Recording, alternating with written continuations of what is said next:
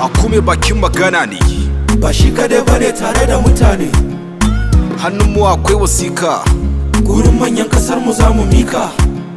a tawagar ni ne speaker, Ka cancanta dan kai arewaci a gabanka. shugaban kasa salamu alaika, matsayin musulmi sallama muke maka. Ni mai magana Adam wakilin arewa, al'umma sun ce in ce mulkin kasan babu kwarewa. Yan arewa mu ne muka zabe ka, amma yanzu sai kashe mu ake babu ruwanka.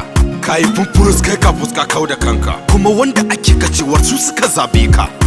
Tuna baya nake kan mu zabe shi, kan yi hauku ka yake san da mai ya tashi. Nuna damuwa shi kafa ta yi farashi, abun tambayar shi din nan ne kowanne shi.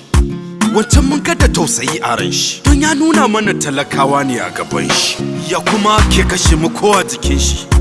Dattijawan mu sun faɗi gaskiya, sun gaya mana mulkin ka na baya an sha wuya. Muka ce ka canza sunan ka mai gaskiya, a yanzu kai kadai ne zaka canja Najeriya. To ka haudin ga abun da ake yi, abun takaici kashe mu ake yi.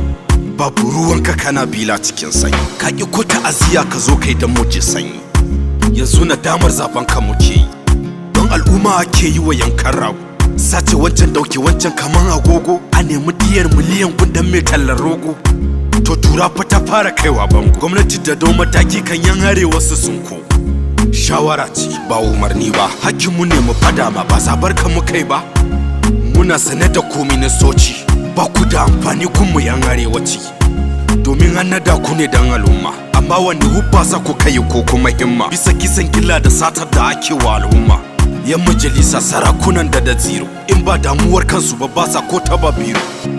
Kuma ku sani zabar ku mu kai, amma kuna gani yake fille mana kai, ko da yake ba a cire kan yayanku ba, shi yasa abun kamar bai dame ku ba. Gaskiya kashe-kashen ya yi yawa, an kashe mu kaka yau gashi an kashe yanwa. Dole ne mu magantu iyakar hiyawa, tun kafin mu ma kai mu kushewa.